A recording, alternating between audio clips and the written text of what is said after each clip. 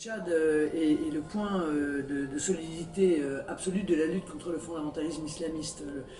Je compte faire en sorte que la France apporte un soutien total au G5 Sahel et qu'on mette en œuvre non seulement un investissement dans la défense et la sécurité, mais également parallèlement une vraie coopération dans laquelle j'inclus bien sûr l'aide au développement. Sur 3 axes. Cette sécurité et cette défense dont je parlais, l'agriculture et l'éducation et la santé. Aujourd'hui, les sommes qui sont attribuées sont dérisoires, il faut le dire, hein, c'est 300 millions d'euros en fait. Et donc très loin de ce qui est affiché, et je compte faire monter à la fin du quinquennat à 0,7% du PIB français cette aide au développement, parce que je pense qu'il n'y aura pas de richesse de la France et de l'Afrique de manière générale si ce n'est pas une richesse commune. Cette opération Barkhane a la vocation non pas à rester ad vitam aeternam d'ailleurs, hein, mais à permettre d'apporter le soutien logistique, de formation, pour que les armées africaines soient capables de sécuriser l'intégralité des territoires des pays concernés. Voilà, c'est ça notre objectif, hein, de manière très claire. C'est vrai que je suis venu rencontrer son Excellence le Président Idriss Déby Itno parce que nous avons, quoi qu'on en dise, nous parlons sur certains sujets une langue commune, pas seulement au sens premier, mais au sens politique. Il est un défenseur de la souveraineté du Tchad, je suis un défenseur de la souveraineté de la France. Dans cette souveraineté, je me suis exprimé pour répondre aux désirs des pays africains de rompre avec le franc CFA, en tout cas ceux qui le souhaitent. Il est également sur cette ligne. Nous avons partagé les mêmes analyses sur la Libye au moment de l'intervention libyenne, que j'ai considérée comme étant une erreur majeure et qu'il considérait lui-même en Afrique comme étant une erreur majeure. Voilà, donc je pense que tout ça permet d'envisager d'excellentes relations si effectivement les Français font le choix de porter la tête de l'État. En réalité, si vous voulez, je pense que beaucoup de nos dirigeants ont lancé des signaux très malhonnêtes à la jeunesse africaine en disant venez donc chez nous, vous allez trouver le bonheur. Mais en fait, il s'agissait d'en faire au mieux des travailleurs à bas coût et au pire une clientèle électorale. Or, je crois que ça, c'est pas du respect. C'est pas une vision de coopération, ça.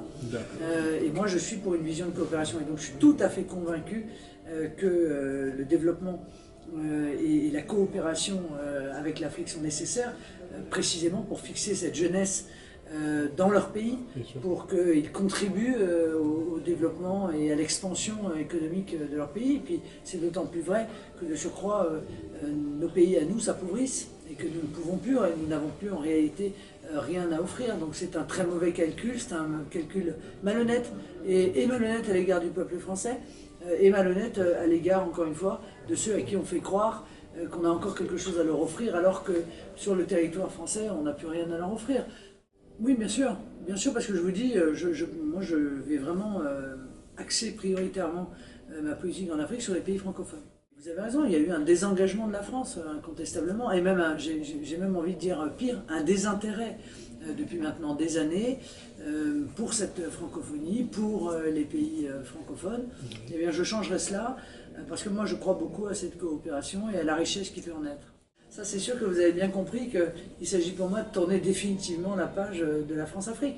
Mais tourner la page de tous les aspects éminemment condamnables, fondés sur la cupidité. Mais tourner aussi la page de cette forme d'ingérence qui veut que la France, en réalité, vient porter ses règles, sa vision. Moi je crois que tous les pays ont le droit de défendre leur identité, leur tradition, leurs valeurs. C'est ça le fondement même d'ailleurs de la souveraineté. Il n'y a pas de souveraineté si on n'est pas capable de défendre non seulement sa propre identité, mais l'identité de tous les peuples. C'est de là que naît la richesse du monde. Oh, vous savez, je crois que beaucoup d'Africains qui vivent en France et beaucoup de Français d'origine africaine savent pertinemment que la classe politique française n'a cessé de mentir à mon sujet et a donné de moi une vision tout à fait caricaturale. Moi, que les choses soient très claires. Vous dites à tort ou à raison, mais à tort, car il n'y a pas une once de racisme, ni dans mon cœur, ni dans mon projet d'ailleurs. Et moi, je lance un défi en quelque sorte, trouver un seul de mes propos qui puisse être assimilé à du racisme.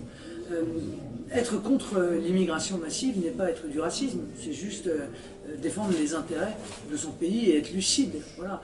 De la même manière que je pense que beaucoup de pays luttent contre l'émigration, c'est-à-dire le départ des forces vives de leur jeunesse, encore une fois à la recherche de je ne sais quel Eldorado. Donc je ne suis ni xénophobe, ni raciste, ni rien de tout cela. Je suis une patriote et je considère d'ailleurs les Français d'origine africaine comme des Français comme les autres, je veux dire avec les mêmes droits et avec les mêmes devoirs.